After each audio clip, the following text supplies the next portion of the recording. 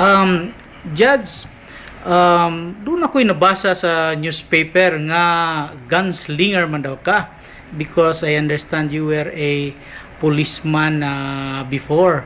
How is this true, Judge? Yes, yes. I'm really not a gunslinger. Mm. The term gunslinger refers to people in the West a long time ago who are gunfighters, but not for justice. In my case, I'm a gunfighter for justice. Because in all my gunfights that I have experienced, they were all legitimate, legal, and that is why I never had been charged criminally. On the contrary, I received a commendation for valor. Can you narrate to us some of these incidents which compelled you to use your gun in order to protect our citizens? Oh yes, this gunfight at New Canton, the fellow I was confronting with was actually pala an escaped prisoner who has been convicted of robbery with double homicide. In other words, he is really a guy who is a killer and he escaped from the Davao Penal Colony.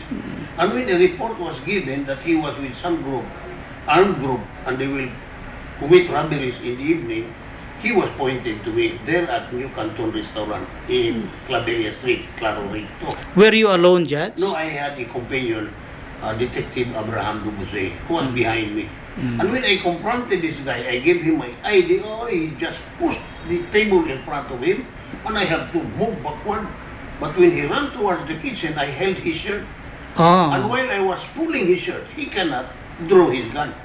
But when he turned right to a door and to hit my hand, I released his shirt and he drew his gun. When he drew his gun, I drew my gun too. But I cannot fire at him because he was not facing me. It was his back in front of me. And so I waited that he turns around. And when he turned around, I gave him. Because it's more blessed to give than to receive. So, And then I gave him about 4 more shots. And I did not know he was able to fire at me. Only subsequently, in the investigation by the Chief of Police, Sergeant Garcia, when they came, that there was a bullet hole behind me. And what was hit only was my shirt, which had a bullet hole. now what was your feeling at the time, Judge? Actually, the lesson I got there as my feeling is like this. When you are in actual fight or combat, you will return to becoming an animal. Animal instinct is what will control you. And what you will want to do always to finish him, kill him, and make him immobilized. That is why, when I was asked by the fiscal, why did you have to fire 5 times? Because I shot him 5 times. I cannot answer because I did not know why. What I had in mind was only to finish him and immobilize him because that is the animal instinct in a fight. That is what I learned from that experience. You will notice dogs when they fight, Yes. or horses when they fight, or chickens when they fight, or they keep on hitting the guy even if he's down because that is the animal instinct in a combat. That is what you will get when you are in a fight. Therefore, avoid fighting others. How long did you stay in the police force, Judge? Altogether 10 years. Because I became a lawyer, I resigned. Now, you told me a while ago that at some point you were classmates of some of these military personalities that we have, like General Ermita. Yes. Now, how did you come to be classmates of these personalities?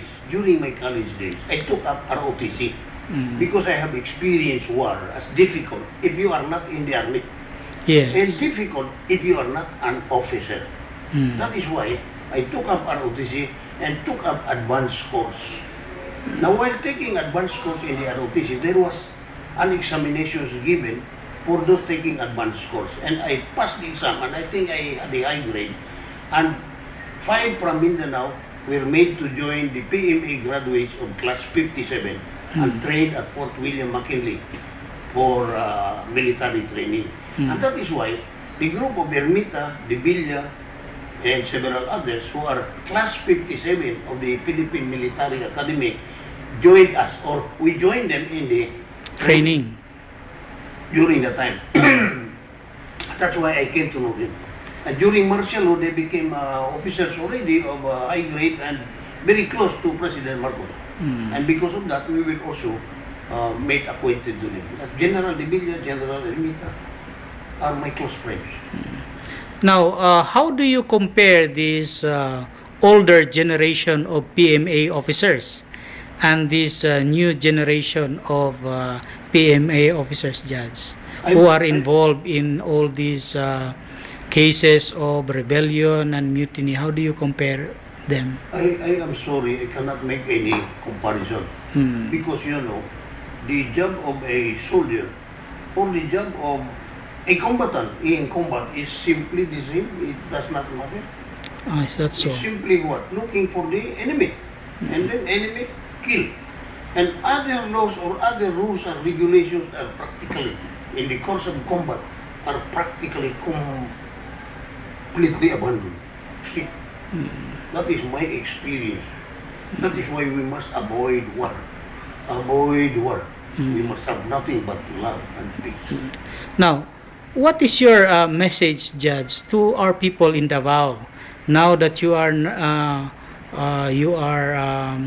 growing? I think growing in years, wiser among us, having observed the development and growth of Davao all through these years as a policeman and now as a lawyer and as a family man.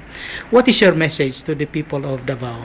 My message to the people of Davao is to adapt the principle of not having anything in your heart but love and peace. Love and peace. Thank you very much, Judge. And further, I would like everybody to understand that as provided by our own civil law, everybody must act with justice, give everyone his due, and observe honesty and good faith. However, if there is unlawful aggression, the law allows you to give because it's more blessed to give than to receive under the circumstance. Thank you very much, Judge. This has been a very, very useful interview. Thank you.